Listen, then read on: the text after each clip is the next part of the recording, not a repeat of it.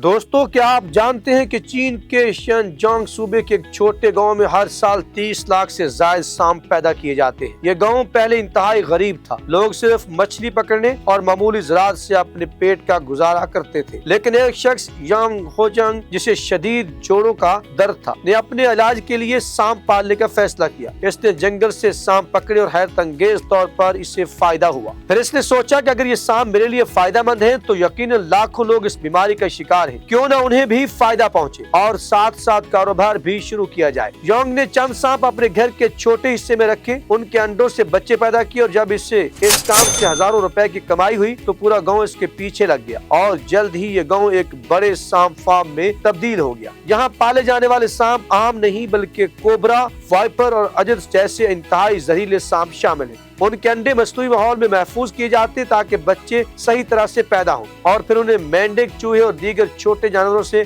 खिलाया जाता। जैसे ही सांप बड़े होते हैं उन्हें मार्केट में बेचा जाता है। लेकिन सबसे हैरानकुन बात यह है कि इन सांपों से सनके वाइन बनती है, यानी सांप वाली शराब। ये शराब चीनी कल्चर में बहुत मशहूर है और इससे मर्दाना ताकत, तवानाई और सेहत के लिए इस्तेमाल किया जाता है। बाज़ औक़ात सांप जिंदा बोतल में डालकर ऊपर से शराब भी भर दी जाती है और बाज़ औक़ात इसका गोश्त खाने के लिए तैयार किया जाता है। सांप का हर हिस्सा कीमती है। इसकी खाल फैशन इंडस्ट्री में इस्तेमाल होती है, गोश्त लजीज डिश के तौर पर खाया जाता है और जहर, एंटी वेनियम और जदीद तिब्बी इलाज में इस्तेमाल होता है। और बाज़ तहकीकात में इसके जहर में ऐसी प्रोटीन्स पाए गए हैं जो कैंसर और दिल की बीमारियों और हाई ब्लड प्रेशर के इलाज में मददगार साबित होते हैं। इसके अलावा चीन बायोटेक्नोलॉजी के जरिए इस जहर से जदीद इलाज तैयार करके दुनिया भर में एक्सपोर्ट भी कर रहा है। हालांकि ये काम इंतहाई खतरनाक भी है। अक्सर लोग सांप के काटने से जख्मी या माजूर हो जाते हैं और कई लोग अपनी जान भी खो देते हैं। लेकिन पैसा और भूख सब पर गालिब आती है और लोग जान के खतरे के बावजूद इस काम को जारी रखते हैं। इस गांव के लोग अब सांपों के रवैये को समझते हैं,